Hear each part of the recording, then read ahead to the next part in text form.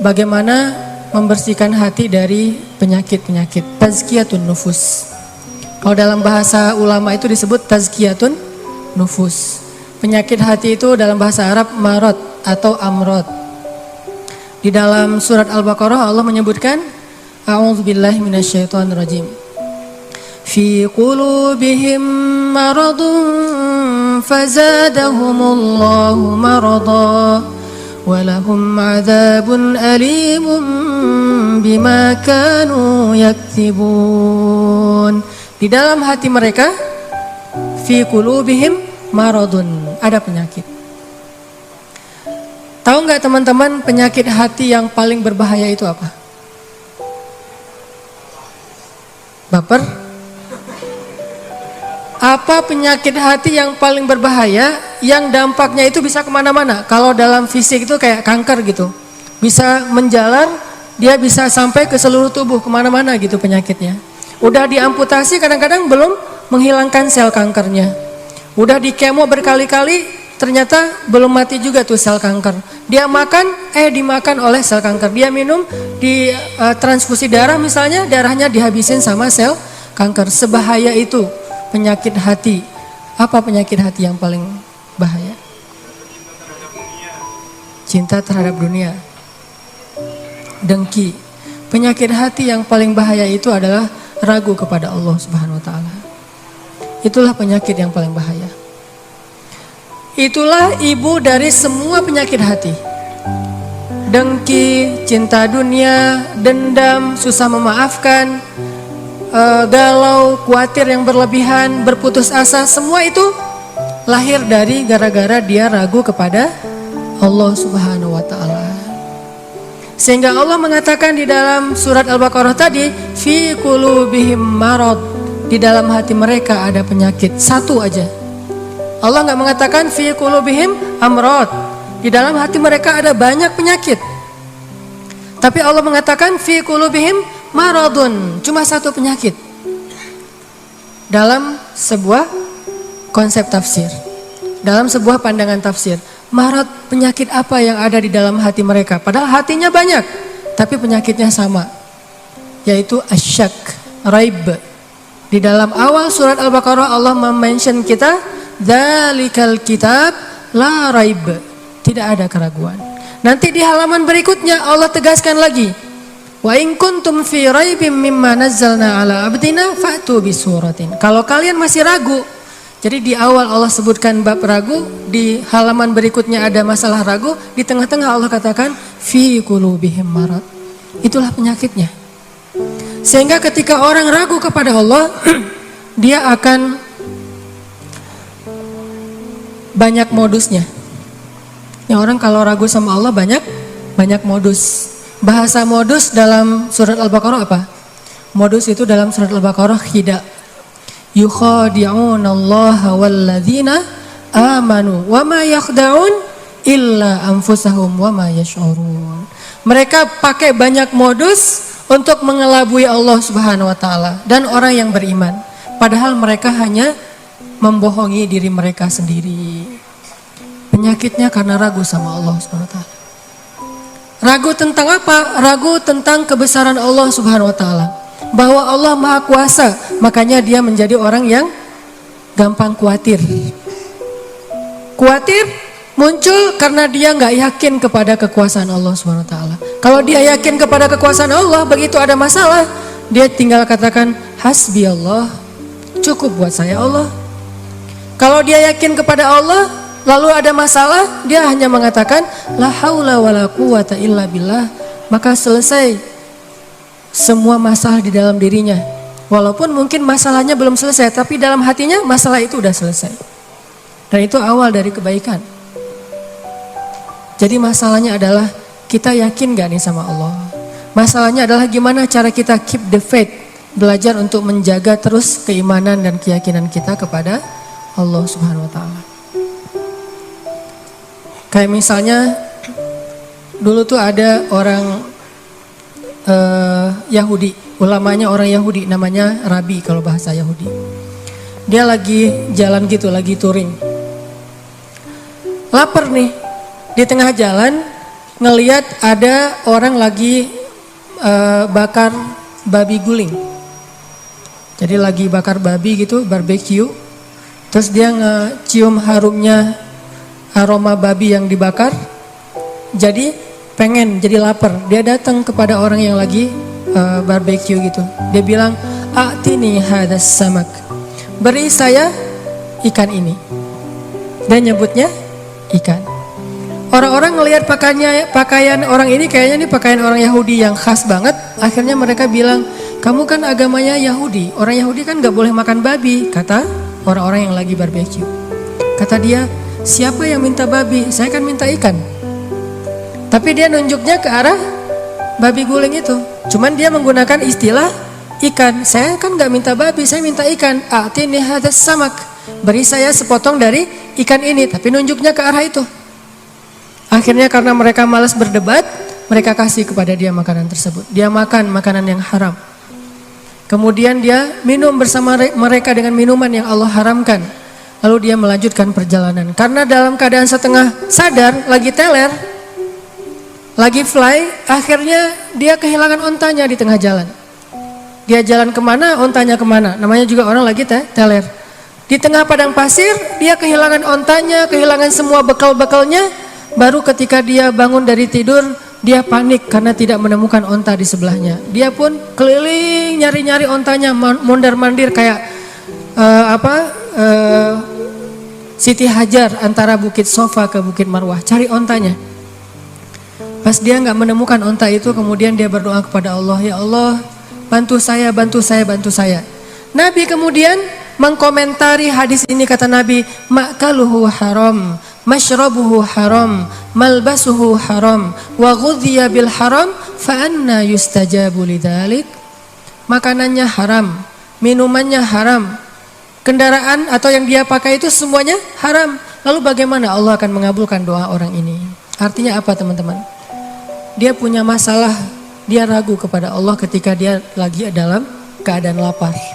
Dia lapar, ragu kepada Allah, sehingga dia putus asa, dia makan apa yang tidak boleh dia makan. Ini yang menjadi masalah kita dalam hidup. Dulu ketika Doli ditutup di Gang Doli di Jakarta di Surabaya, salah satu kalimat yang keluar dari teman-teman yang ada di sana apa? "Kalau kami nggak boleh kayak gini, terus kami makan apa?" Gitu kan? "Kalau kami nggak boleh kerja kayak gini, terus kami ngasih makan apa buat keluarga kami?" Itu penyakitnya. Jadi bukan pekerjaannya, tetapi keyakinannya kepada Allah Subhanahu Wa Taala. Nggak mungkin, nih ya, nggak mungkin nol, nggak mungkin sama sekali ya. Ada orang yang meninggalkan sesuatu karena Allah, terus jadi terlantar dan terlunta-lunta, itu nggak mungkin sama sekali. Bukankah Allah sudah menunjukkan banyak bukti kepada kita? Siapapun yang meninggalkan sesuatu karena Allah, pasti Allah ganti dengan yang lebih baik. Musa meninggalkan Mesir karena perintah Allah, Allah ganti dengan Palestina. Ibrahim meninggalkan Irak karena Allah, Allah ganti dengan Palestina dan Mekah. Nabi Muhammad SAW meninggalkan Mekah karena Allah, Allah ganti dengan keluarga baru di Madinah. Gak mungkin ada orang yang berhijrah meninggalkan sesuatu karena Allah terus jadi terlunta-lunta, jadi susah hidupnya. Gak mungkin, gak ada ceritanya dalam sejarah. Masalahnya ketika dia meninggalkan itu, kadang Allah ngasih dia ujian kecil untuk melihat dia yakin gak sama Allah. Nah, di ujian itulah banyak orang yang patah. Banyak orang yang kemudian jadi seperti bangsa Bani Israel yang mengeluh terus bilang, "Duh, kalau kayak gini mending saya balik lagi aja kayak dulu."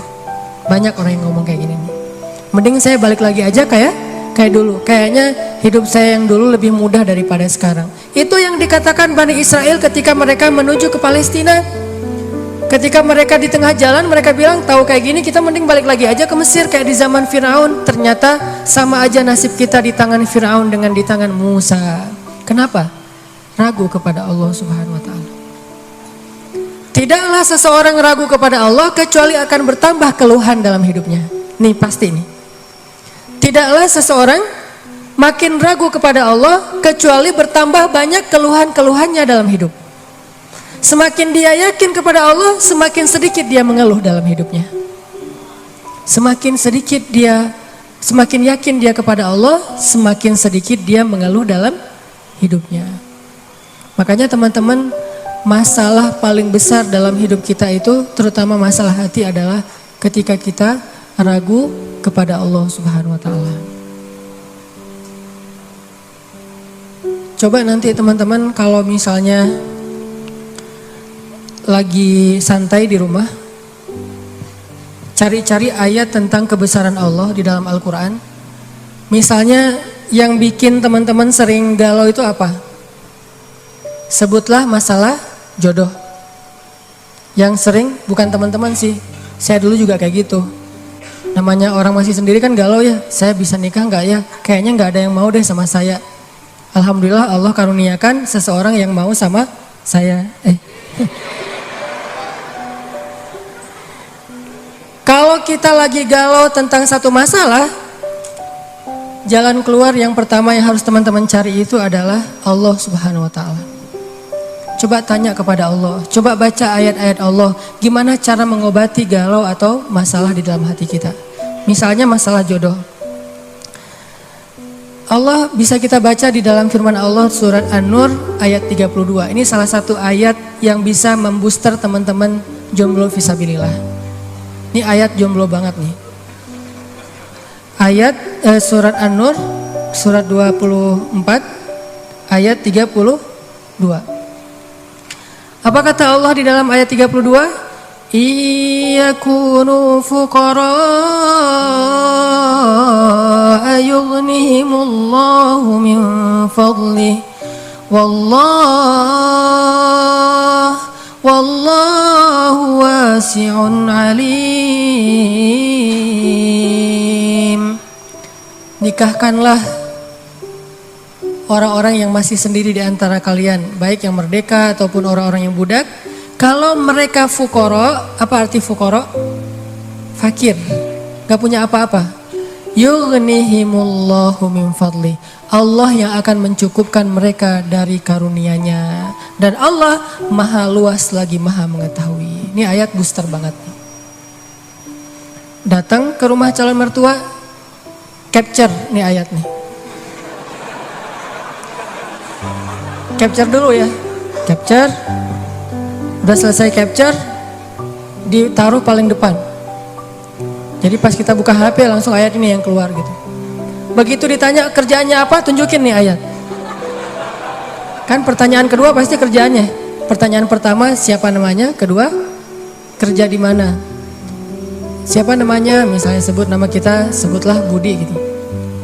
Oh iya, kerja di mana, masih kuliah atau udah kerja? Udah selesai kuliah Pak. Kerjanya Pak ini. Apa ini? Kalau mereka fakir, Allah yang akan mengayakan mereka. Hah? Ngeri juga udah pakai ayat ya. Dan Allah maha luas lagi maha mengetahui Pak. Itu juga saya dengarnya dari Ustadz gitu ya. Oh benar juga nih ayatnya. Terus gimana anak saya dikasih makan apa? Allah yang kasih makan bukan saya. Anak bapak dan saya, bapak semua kita nih pemakan rezeki bukan pemberi rezeki. Nggak ada satupun kan di antara kita pemberi rezeki. Semua kita ini pemakan rezeki. Pemberi rezekinya Allah. Dan ini ayat modal saya banget untuk nembak si dia. Kan saya dulu nikahnya nikah ngutang. Maharnya aja ngutang ke sebelah. Tapi bilang ngutangnya jangan pas awal. Nanti aja kalau udah deal baru ngutang. Udah setuju nih, kita nikah ujung-ujungnya boleh utang dulu. Ternyata Allah mudahkan setelah itu. Justru setelah saya nikah tuh kan dulu saya kerja nggak jelas ya. Memang nggak punya kerja sih, bukan nggak jelas. Nikah tuh nggak punya kerja, nggak punya simpanan apapun, nggak punya bekal. Pokoknya modalnya modal surat An-Nur ayat 32. Itu modalnya, catat tuh. Kalau perlu jadikan status. Justru setelah menikah saya ngebuktiin sendiri gimana Allah maha menunaikan janjinya. Allah nggak pernah ingkar janji. Kalau kita fuqara, saya emang dulu fuqara. Gimana fuqara? Nggak tahu mau makan apa hari ini juga. Namanya mahasiswa di luar negeri. Tapi kemudian setelah selesai nikah, Allah mudahkan dengan tiba-tiba saya dapat kesempatan menjadi petugas haji resmi, bukan outsourcing gitu, resmi. Petugas haji resmi dari Depak selama 1 bulan musim haji, dan itu lumayan penghasilannya. Pulang dari situ dapat tawaran untuk ikut audisi mengisi tilawah Al-Quran di salah satu televisi di Mesir. Yang ikut audisi itu banyak. Orang-orang Arab kan ngajinya bagus-bagus ya. Kelasnya udah kelas Al-Afasi, Al-Ghamidi, Toha Junaid, yang keren-keren lah bacaannya, suaranya, hafalannya udah pasti keren. Saya ikut audisi tuh. Ternyata dari sekian ratus orang yang ikut audisi, yang dipilih cuma 5 orang min ajmalis saut atau as-saut adz-dzahabi, suara emas. Dan saya alhamdulillah terpilih, entah gimana caranya, mungkin juri waktu itu juga lagi nggak dengerin saya, tiba-tiba dicontreng aja. Terpilih di antara 5 orang dari berapa ratus orang yang ikut audisi. Terpilih. Lalu dari 5 orang itu diseleksi lagi untuk ngambil 20 episode sekaligus. Yang lain cuma satu-satu episode. 20 episode siapa? Ternyata saya juga dapat dari 5 orang itu dipilih satu-satunya yang ngambil 20 episode di televisi. Alhamdulillah akhirnya rekaman, recording di TV udah selesai gitu, nggak kerja selama 6 bulan. Mulailah kita keliling-keliling nggak jelas gitu di Mesir mondar-mandir kayak 99 cahaya di langit Eropa gitu. Benar kan kata Allah, kalau mereka fuqara yughnihimullah, maka Allah akan memberikan kekayaan untuk mereka atau kecukupan. Jadi obat hati itu adalah yakin kepada Allah. Dan cara yakin kepada Allah, baca firman-firman Allah Subhanahu wa taala. Allah berjanji di dalam banyak ayat untuk bisa menjadi iman, menambah faith, menambah keyakinan di dalam hati kita. Tinggal kita baca aja. Banyak banget ayat-ayat kayak gitu. Jadi begitu kita galau tentang gimana nanti nih, apa yang harus saya kasih, gimana menafkahi, baca nih ayat. Gitu juga kalau misalnya kita cari kerjaan atau cari nafkah. Allah Subhanahu wa taala juga memberikan kita banyak sekali ayat-ayat yang menjadi janji dari Allah bahwa siapa yang yakin kepada Allah, pasti Allah Subhanahu wa taala akan menjaganya. Itu banyak banget ayat kayak gitu. Salah satunya teman-teman bisa baca minimal banget teman-teman bisa baca di surat Hud ayat 6. Coba baca surat Hud, surat 11 ayat 6. Ini juga ayat untuk ngecas iman kita. Apa kata Allah di ayat 6 surat Hud? Bismillahirrahmanirrahim. Wa ma min dabbatin fil ardi illa 'ala Allahi rizquha wa ya'lamu mustaqarraha wa mustawda'aha kullun fi kitabim mubin. Gak ada satupun hewan yang melata di muka bumi illa 'alallahi rizquha, kecuali Allah yang menjamin rezeki bagi mereka. Terus kenapa kita khawatir? Kenapa kita galau? Kan Allah yang menjamin, dan jaminan Allah itu sebaik-baik jaminan. Dijamin oleh perusahaan asuransi atau finance, itu aja kita udah yakin gimana dijamin oleh Allah Subhanahu wa taala. Kayak ada orang yang ngambil asuransi kesehatan, dia nggak khawatir dengan sakit. Ada orang yang mengambil asuransi kendaraan, dia nggak khawatir kelecet atau terjadi kecelakaan, dirampok atau dicuri kendaraannya. Ada yang total loss only misalnya atau all risk, dia nggak khawatir. Kenapa? Ada yang menjamin. Ada orang yang mengambil asuransi pendidikan, dia nggak khawatir dengan harga pendidikan yang semakin mahal karena ada jaminan. Kalau kita masih sering ragu dan sering khawatir dengan hidup kita, berarti kita nggak yakin dengan jaminan Allah Subhanahu wa taala. Makin kita yakin dengan jaminan Allah, makin hilang rasa khawatir dalam hidup kita. Tenang ajalah, ada Allah. Ketika kita ada masalah sedikit, kita tinggal klaim. Dan mengklaim asuransi Allah itu lebih gampang daripada ngeklaim asuransi manusia.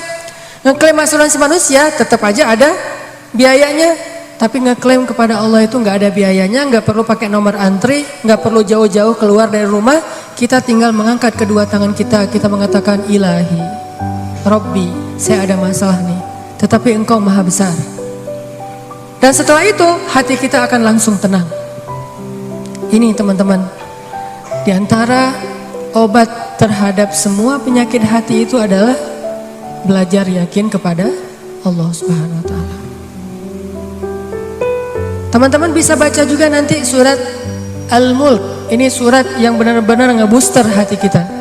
Jadi sesi pertama ini saya pengen sharing, ternyata kalau kita pengen menghilangkan semua penyakit hati kita, mulailah dari belajar iman, belajar yakin kepada Allah Subhanahu wa taala. Kalau kita pengen belajar menjadi orang yang menjalani hidup itu penuh dengan keyakinan, penuh dengan harapan, orangnya optimis, caranya belajar yakin kepada Allah Subhanahu wa taala. Dan salah satu cara belajar yakin kepada Allah, baca ayat-ayat Allah, terutama ayat-ayat booster tentang kebesaran Allah Subhanahu wa taala. Inna fi khalqis samawat,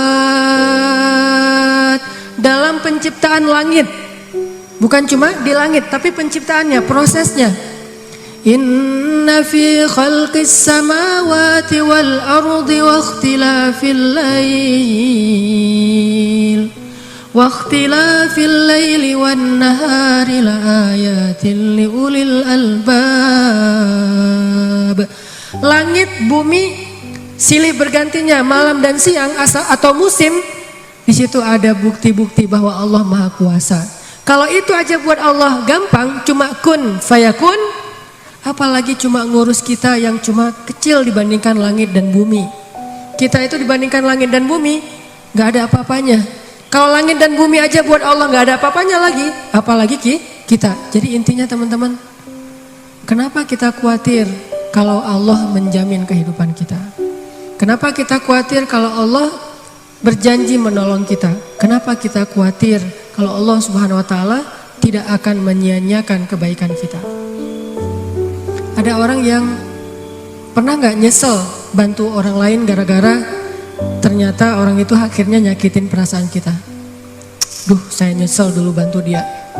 Duh, saya tahu gitu nggak bakalan saya mau baik-baikan sama dia. Duh, nyesel juga saya kemarin udah nolongin dia segala macam.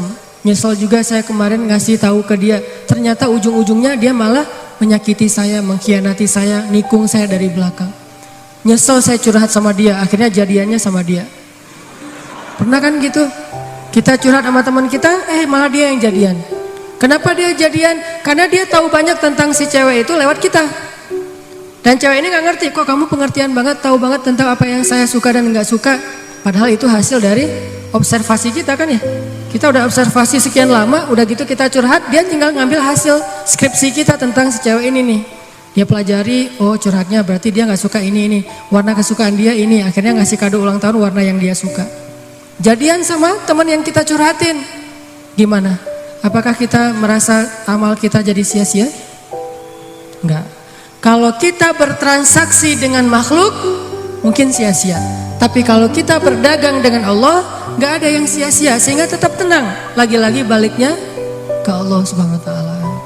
Begitu kita merasa dikhianati, disakiti, ditikung, dianggap bukan siapa-siapa, gak ada apa-apanya, kita tinggal mengatakan hasbi Allah, bagi saya cukup balasan dari Allah Subhanahu wa taala, bukan balasan dari manusia.